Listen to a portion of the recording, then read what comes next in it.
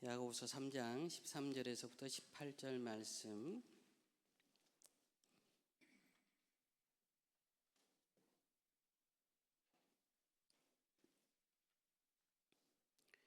교독하겠습니다.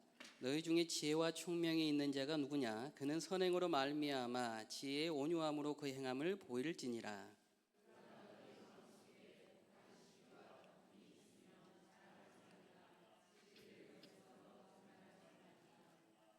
이러한 지혜는 위로부터 내려온 것이 아니요 땅 위의 것이요 종육의 것이요 귀신의 것이니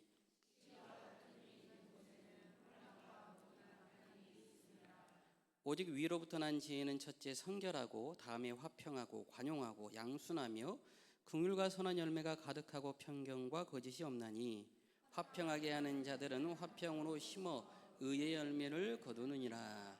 아멘. 우리 옆에 교우님들과 함께 손에 하트하면서 인사하겠습니다. 가을에도 사랑합니다. 가을에도 사랑합니다. 가을에도 사랑합니다. 요즘 갑자기 가을이 다가와서 마음이 싱쿵싱쿵합니다. 여러분, 오늘은 하늘의 지혜로 사는 사람들이라는 주제로 함께 은혜를 나누고자 하는데, 우리 인간은 끊임없이 지혜를 찾아 나섭니다. 그런데 2019년 말에 우리가 인간의 지혜가 얼마만큼 부족한 것인지를 깨달아 알게 되었습니다. 2019년 연말에 시작된 코비드19로 인하여서 코로나 바이러스 앞에서 우리 인간이 아무리 지혜를 자랑한다고 한들 그것이 얼마만큼 부족한가. 여러분, 코로나 전에만 해도 모든 사람들이 또 과학과 또 의학계들이 인간이 무한정으로 살 수 있다, 목숨을 가지고 의학이 발달하여서 과학이 발달하여서 그들이 모든 것을 가지고 살아갈 수 있을 것이다 라고 자랑을 하였습니다. 그런데 그 작은 균 하나에 어떤 것도 방대하지 못했습니다. 그냥 쓰러져 나갔던 것이죠. 뿐만 아니라 경제학자들도 앞으로 경제가 어떻게 될 것입니다 라고 자신들의 지혜를 모두 다 녹여서 경제 지표를 만들었지만 코로나 바이러스 앞에 무려 3년 동안 어떤 힘도 써보지 못하는 것을 우리는 알 수 있었습니다.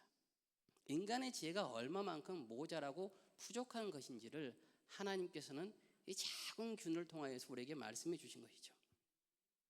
그래서 오늘 말씀을 통하여서 우리가 세상의 지혜가 아니라 하늘의 지혜, 하나님이 주신 지혜로 어떻게 살아가야 할 것인지에 대해서 함께 나누겠는데, 먼저 본문 말씀을 우리가 함께 나눈 후에 적용해 보도록 하겠습니다. 13절 말씀을 보시면 성경은 이렇게 말씀해 주십니다. 너희 중에 지혜와 총명이 있는 자가 누구냐? 그는 선행으로 말미암아 지혜의 온유함으로 그 행함을 보일지니라. 그러니까 누구든지 지혜와 총명이 있다면 선행으로 말미암아 지혜의 온유함으로 그 행함을 보일지니라, 증명하라라고 말씀해 주고 있어요. 그냥 지혜의 온유함을 증명해야 하는 삶이 우리 신자들의 삶이다라고 성경은 말씀해 주시는데, 먼저 온유함이라는 것이 무엇이냐는 것이죠. 온유함. 우리가 보통 온유함이라고 하면 부드러운 상태, 상당히 친절한 상태를 말씀하지만 성경에서는 이 부드럽고 친절한 상태를 넘어서서 하나님 앞에서 어떠한 모습을 가지고 나아가는지에 관하여서 말씀해 주십니다. 민수기 12장을 보시면 우리가 잘 아는 말씀이에요. 모세가 구스 여자를 취하게 됩니다. 그랬더니 아론과 미리암이 모세를 비방해요.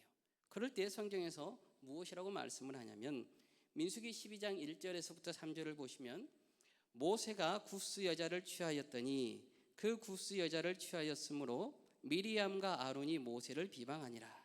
그들이 이르되 여호와께서 모세와만 말씀하셨느냐 우리와도 말씀하지 아니하셨느냐 하며 여호와께서 이 말을 들으셨더라. 이 사람 모세는 온유함이 지면의 모든 사람보다 더하더라.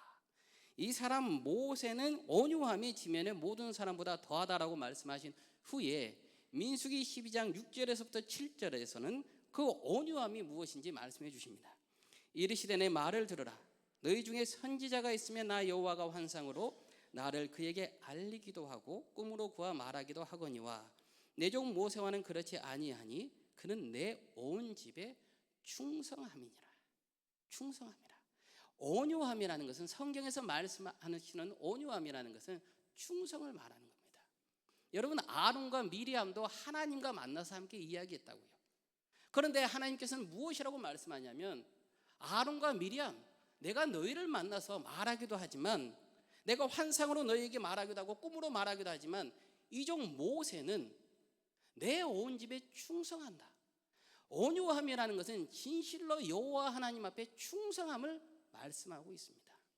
제가 말씀을 준비하면서, 그렇다면 나는 이 온유함을 어떻게 증명하고 나갈 것인가, 어떻게 보이고 나갈 것인가, 이 묵상을 하는데요, 너무나 그 묵상의 무게가 힘든 거예요.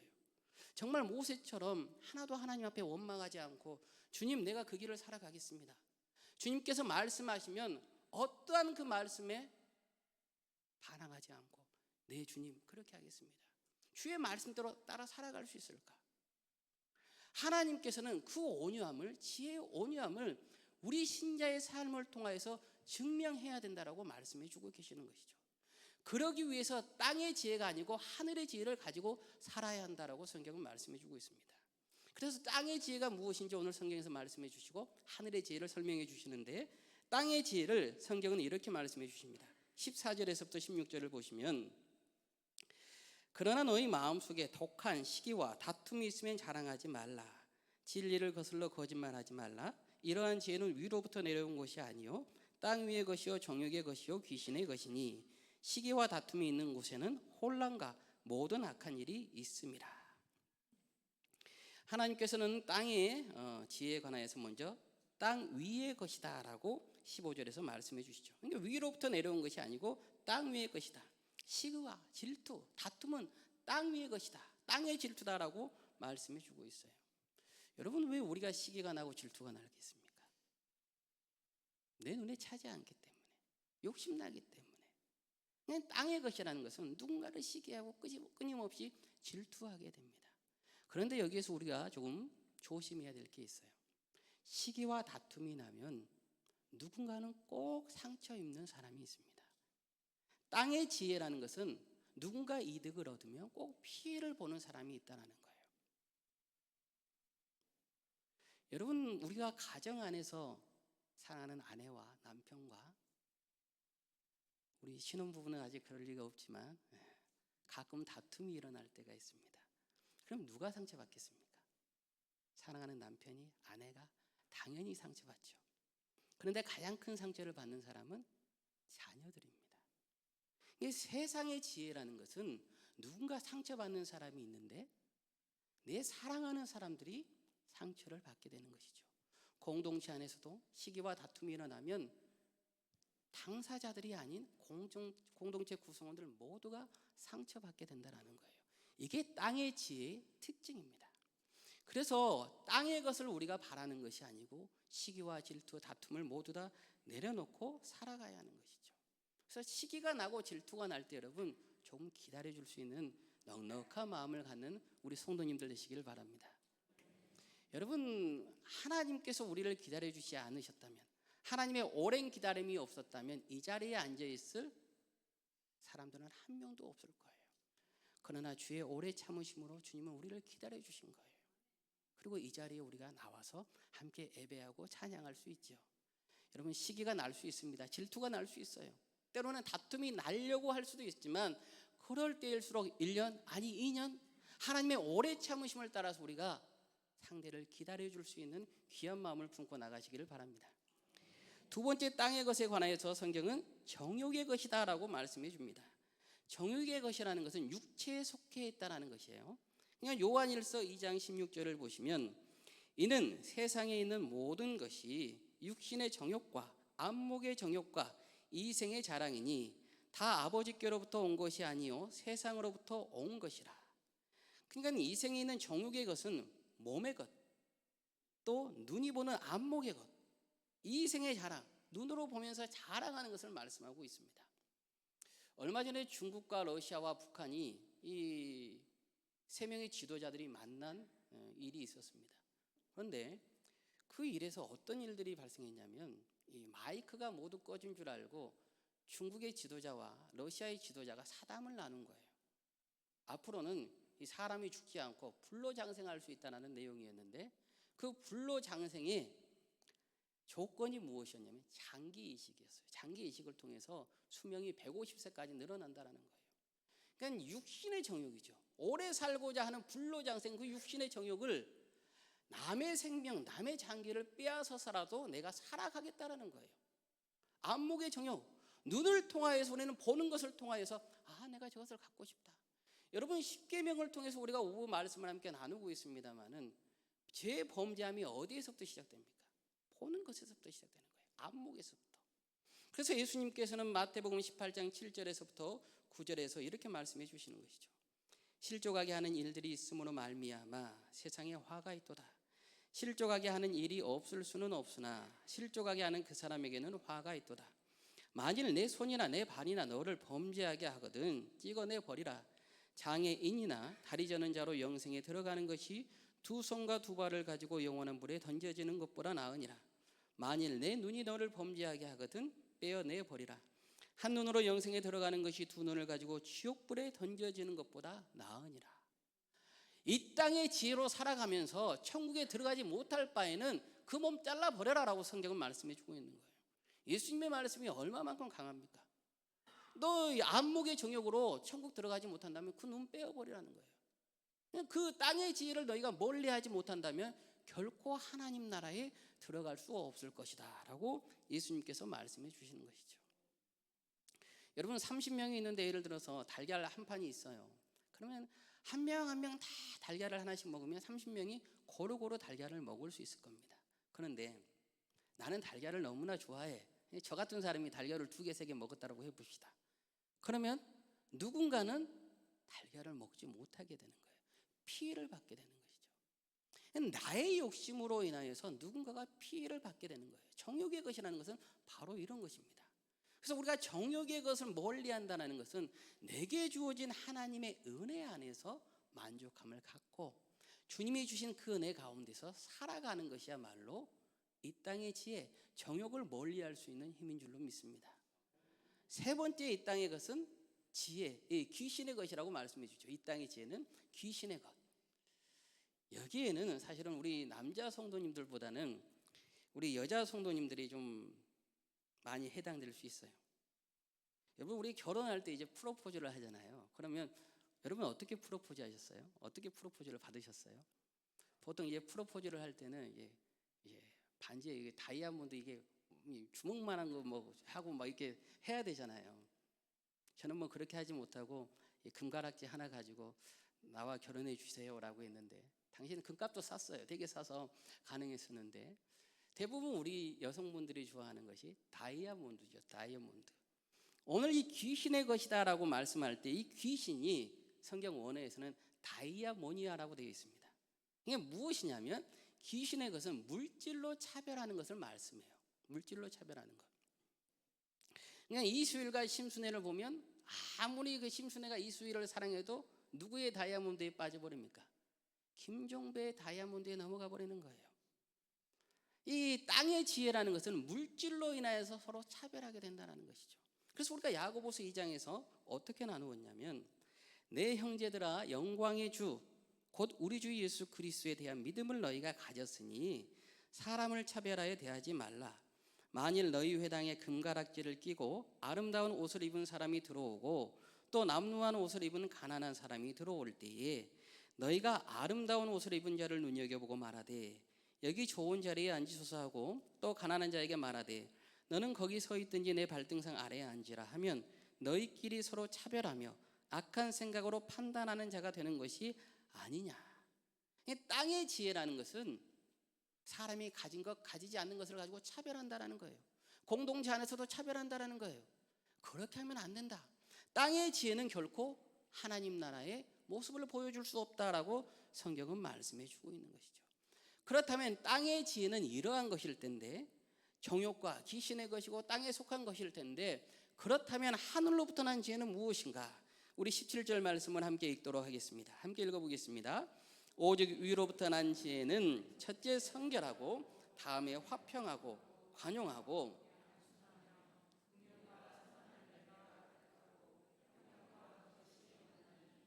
아멘. 화평한다라는 거예요. 하늘의 지혜는 하나님과의 관계 속에서 일어나는 것들이죠. 화평, 하나님과의 관계가 다시 샬롬 회복되면서 하나님으로부터 공급받는, 그러니까 하나님께서 사도 바울의 입을 통하여서 말씀하셨던 성령의 9가지 열매와 같은, 우리가 함께 읽었던 성결하고 화평하고 관용하고 양순하며 긍휼과 선한 열매가 가득하고 편견과 거짓이 없다라는 거예요. 그래서 이 땅에서 보았을 때는 이 땅의 지혜처럼 바로 효과가 나오지 않는 것 같지만, 하늘로부터 난 지혜는 하나님과의 관계 속에서 하나님으로부터 의의 열매를 거두게 된다는 겁니다. 그래서 18절을 보시면 화평하게 하는 자들은 화평으로 심어 의의 열매를 거두느니라. 여러분, 창세기 39장을 보시면 우리가 너무나 잘 아는 말씀, 요셉과 이 보디발의 아내 이야기가 나옵니다. 요셉이 보디발의 아내를 취하였으면 그는 이 땅의 지혜로 충분히 평안하게 살아갔을 거예요. 보디발의 아내를 취하였으면 육신의 정욕을 가졌을 것이죠. 안목의 정욕을 모두 다 만족시켰을 겁니다. 뿐만 아닙니다. 귀신의 것, 재물도 많이 그럭저럭 이 보디발의 아내를 통하여서 쌓았을 것입니다. 그런데 요셉이 땅의 지혜를 생각하지 않고 화평, 하나님과의 관계 속에서 하나님을 의식합니다. 보디발의 아내를 유혹을 물리치고 그의 삶이 어떻게 됩니까? 하나님께서 그를 높이 올리십니까? 그렇지 않죠. 감옥에 가서 또 감옥에 가서 끊임없는 고난을 겪게 됩니다. 그런데 최후에 그가 어떤 자리에 오르게 됩니까? 애굽의 총리, 의의 열매를 하나님 안에서 수확하게 된다는 것이에요.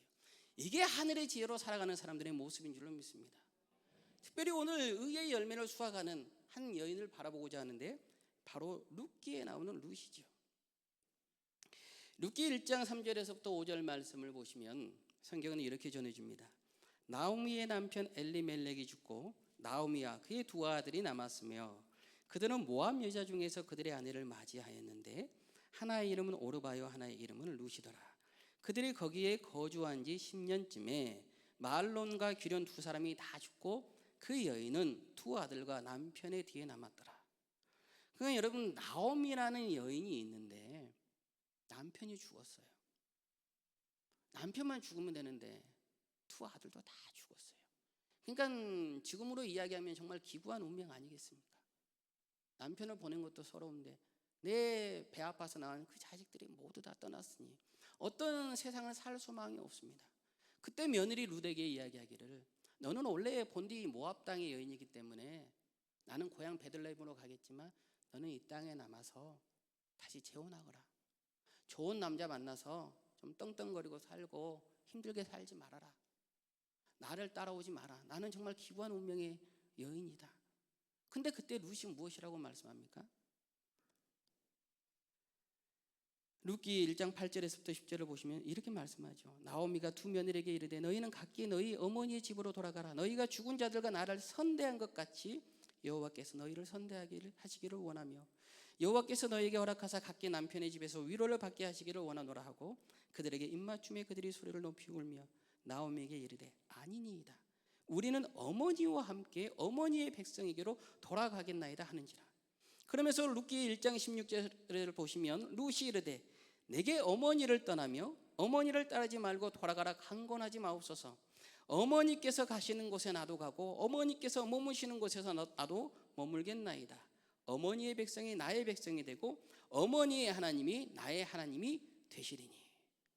여러분, 룻이 무엇이라고 말합니까? 어머니의 백성이 나의 백성이 되고 어머니의 하나님이 나의 하나님이 된다라고 말합니다. 정말 아름다운 고백이지만 룻이 이 고백을 할 때는요, 어떤 고백인지 몰랐을 거예요. 여러분, 모압이 있었으면 땅의 지혜로 인하여서 육신의 정욕을 모두 다 채울 수 있었을 겁니다. 안목의 정욕도 챙길 수 있었어요. 뿐만 아닐 겁니다. 귀신의 것, 어느 정도 물질을 채울 수 있었을 겁니다. 그런데 어머니를 떠나서 베들레헴에 가서 룻이 어떻게 살아가냐고요. 이삭 죽고 살아갑니다. 먹을 게 없어요. 하나님의 화평 속에서 그 관계 속에서 살아가는 하늘의 지혜로 나아가지만 그 삶은 말할 수 없는 고통 속에 매일매일 신음하는 삶을 걸어간다고요. 그러나 결국 그가 어떻게 되는가? 마태복음 1장 5절을 보시면 살몬은 라합에게서 보아스를 낳고 보아스는 룻에게서 오벳을 낳고 오벳은 이새를 낳고 이방 여인 룻이 그리스도, 예수 그리스도의 족보 안에 들어가는 엄청난 은혜를 누리게 되는 것이죠. 여러분, 하나님의 지혜는 바로 이것이에요.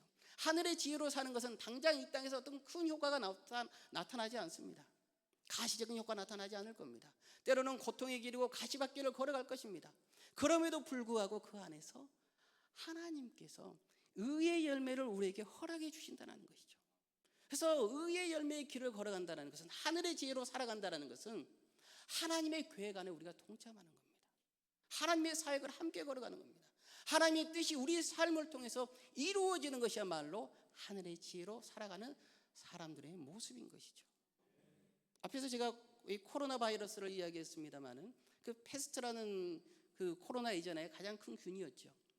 그 흑사병이 도는 그 주제를 통하여서 소설을 쓰는 알베르 까미의 이야기를 들어보면 그는 말합니다. 모든 인생은 끊임없는 선택의 총합이다. 그리고 우리가 지금 살고 있는 모습이 그 선택의 결과이다라고 말을 합니다. 여러분, 땅 위의 지혜로 선택하며 살아가는 사람들은 결국은 땅 아래에서 모든 생명이 마무리되겠지만 하늘로부터 오는 지혜로 하나님과의 화평 관계 속에서 살아가는 그 지혜로 살아가는 사람들은 조금 더딜지라도, 조금 느릴지라도 여호와 하나님의 의의 열매를 통하여서 하나님 나라까지 들어갈 수 있을 줄로 믿습니다. 그 은혜를 가지고 살아가시기를 바랍니다.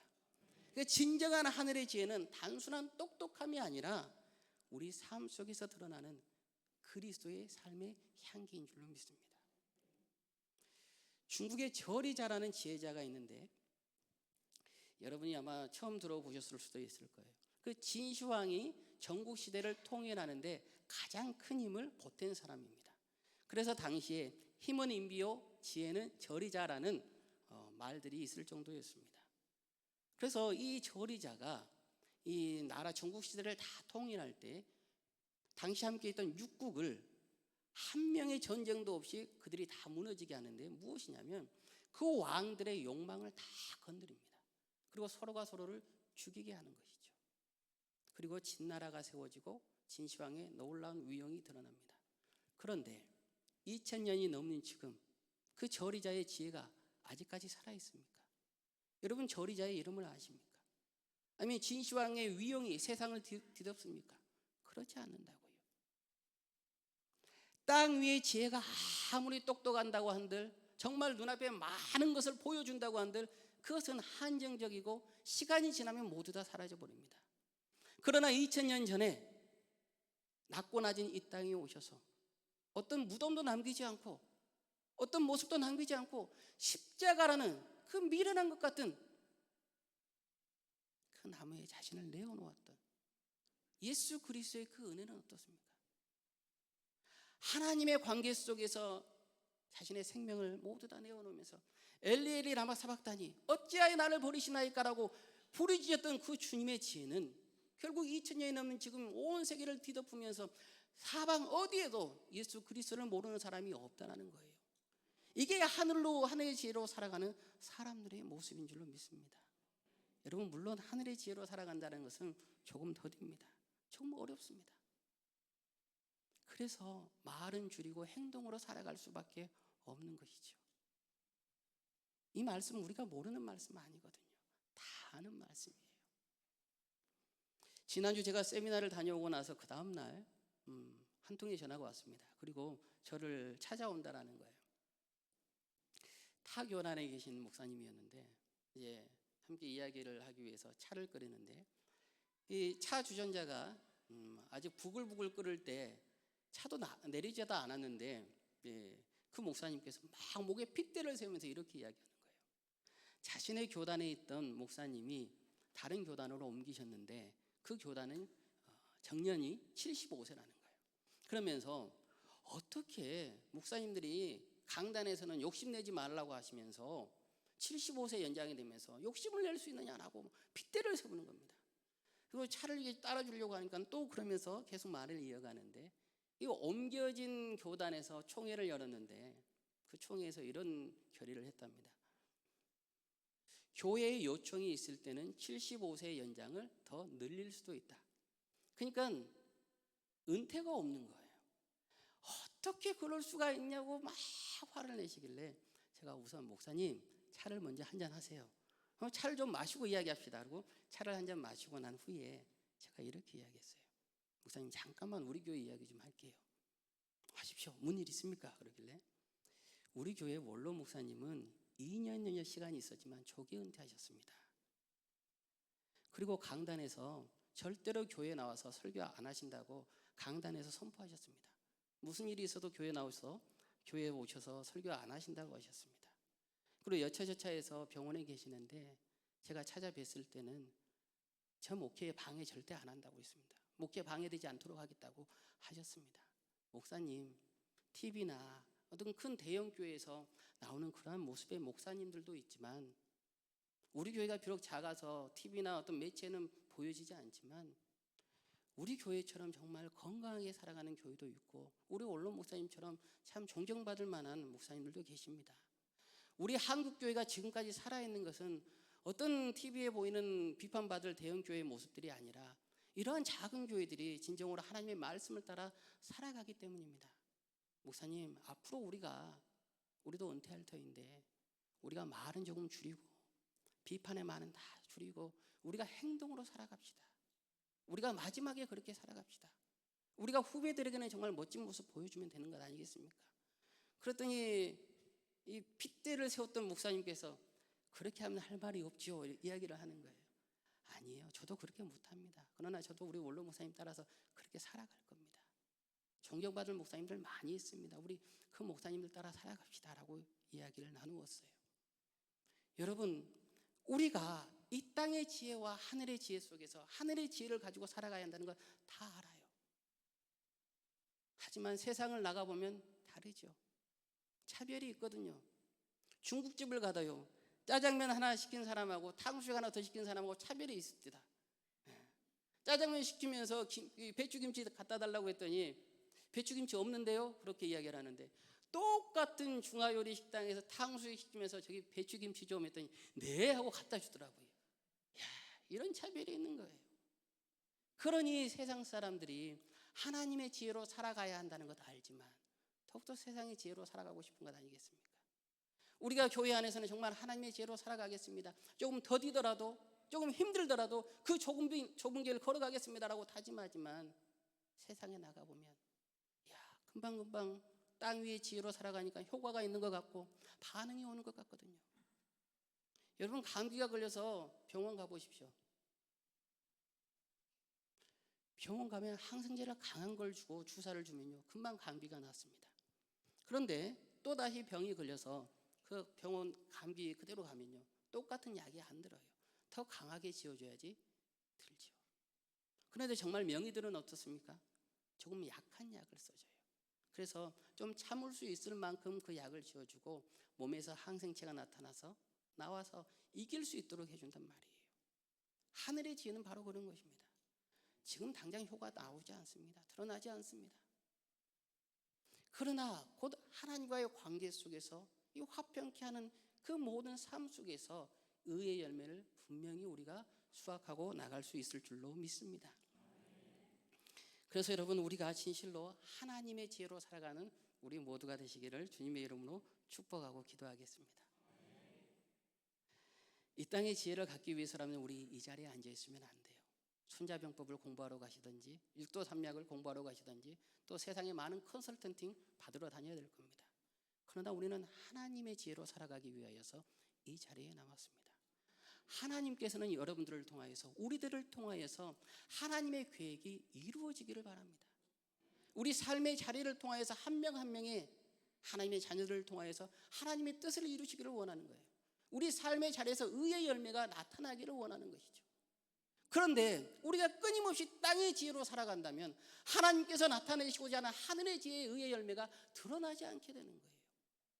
그러므로 여러분, 우리가 함께 나누었던 세상의 것들, 정욕의 것들, 육신의 것들, 이생의 것들을 모두 다 내어놓고 하늘의 지혜로 살아가면서 정말 하나님만을 의지하고 나간다면 주님께서 우리의 생명을 살리실 줄로 믿습니다. 우리는 이미 코로나라는 균을 통하여서 이 땅의 지혜가 얼마만큼 힘이 없는가를 경험하였습니다.